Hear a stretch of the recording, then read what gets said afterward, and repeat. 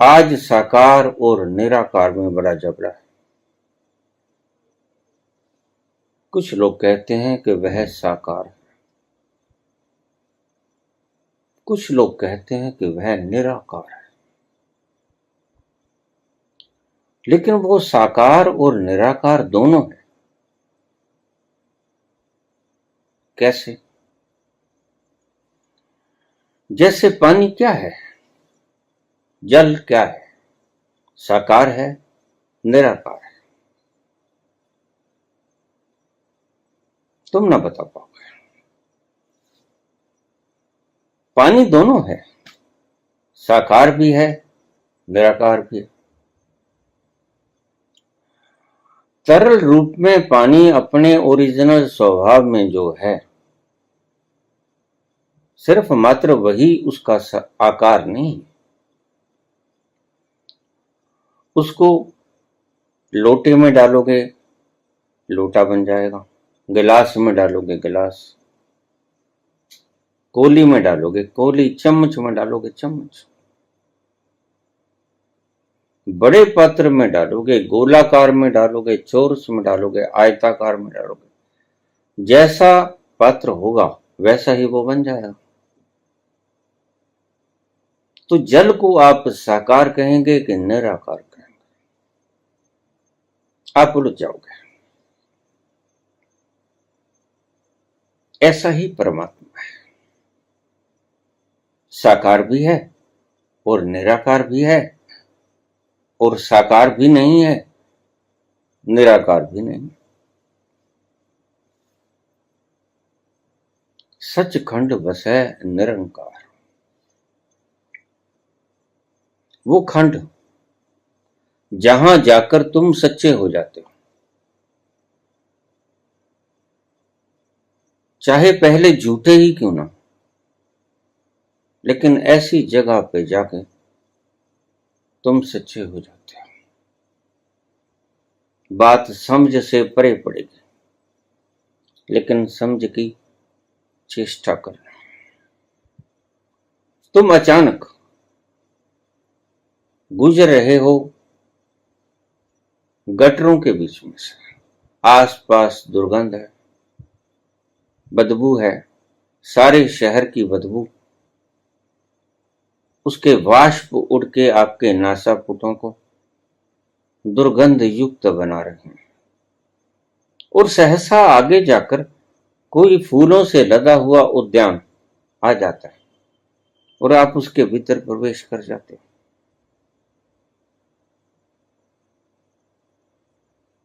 सहसा ही आपके नासापुट सुवासित होने लगे।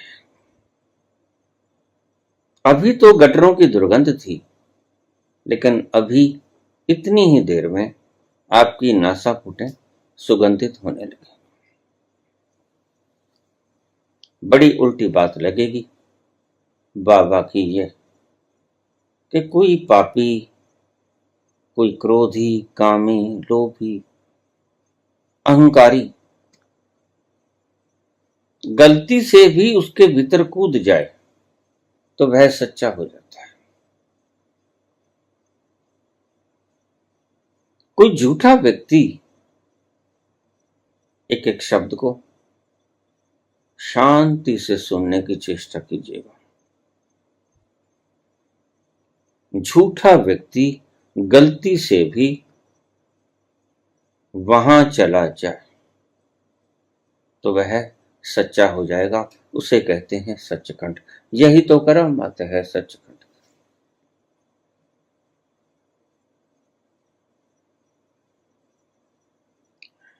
इसलिए महावीर ने, पातंजलि ने सत्य, अहिंसा, अस्तेय, ब्रह्मचर्य ऐसा साधने की प्रणालियां विकसित की, लेकिन बाबा नानक ने कोई प्रणाली विकसित नहीं।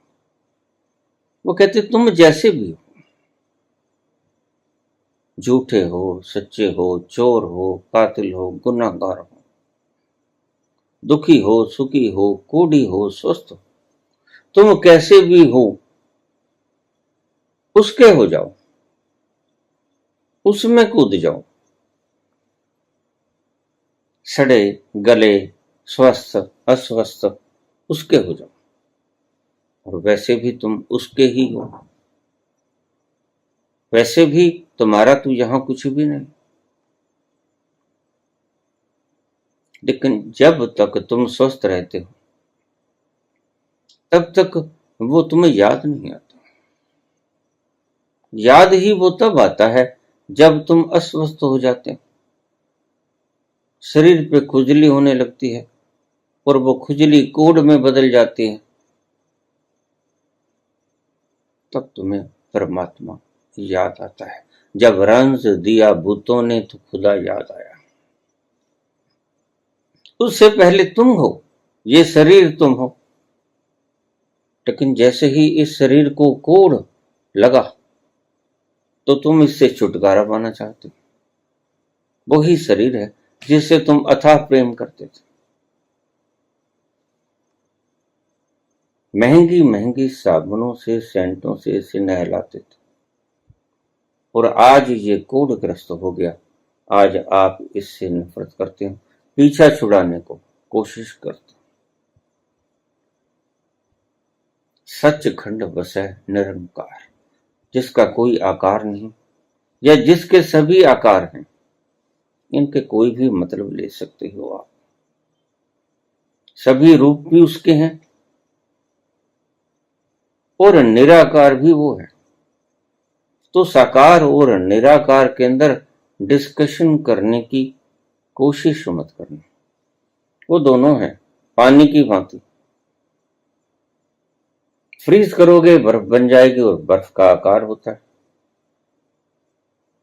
बॉयल करोगे तो वाष्प बन जाएगा, वाष्प का कोई आकार नहीं होता, ढूंढ भी ना पाओगे कहां गए वाष्प। और पानी पानी जैसा लिक्विड जैसा है तो भी उसका कोई आकार नहीं, इतना फ्लेक्सिबल है वो। जिस पात्र में उंडेलोगे वैसा ही हो जाएगा। कैसी करामात।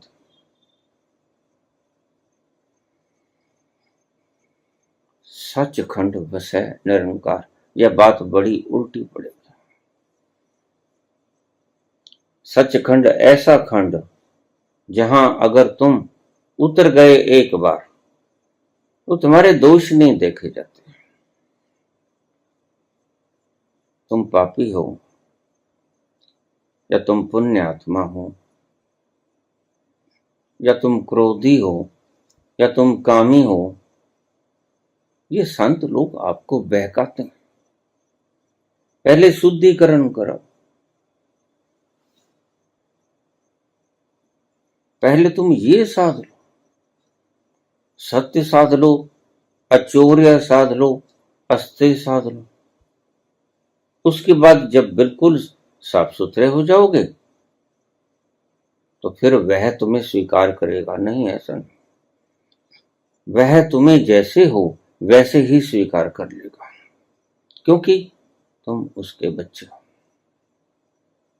और बच्चा कैसा भी लिबड़ा तिबड़ा धूल में खेल खूल के आया हो, कितना ही विकृत हो गया हो,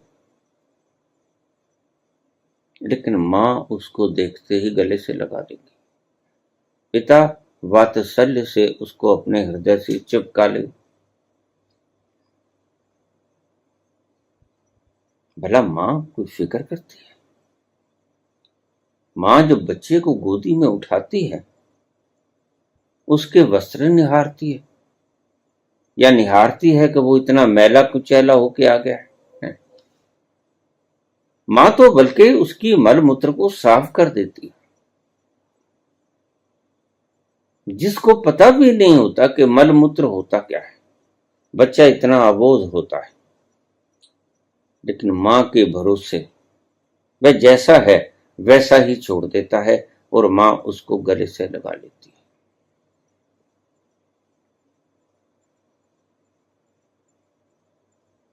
तुम कभी भी अपने आप को पवित्र करने की चेष्टाओं में संलग्न मत हो जाना परमात्मा तक पहुंचने के लिए। जैसे हो स्वीकृत हो, उसके लिए बस तुम उसके अर्पित हो जाओ। तुम अगर सच्चे सच्चे पूर्ण भाव से सर्व स्वीकार में उतर गए तो वह तो आगोश में लेने को कब का राजी है, वह तो कब का पुकार रहा है, आ जाओ। मैले कुचैले हो गए हो, जीवन की आंधियों से, धूल भरी तूफानों से, ये चीकड़ भरी गंदगियों से, ये संसार में विचरते विचरते तुम दूषित हो गए हो। आओ मेरे आगोश में लिपट जाओ। धन्यवाद।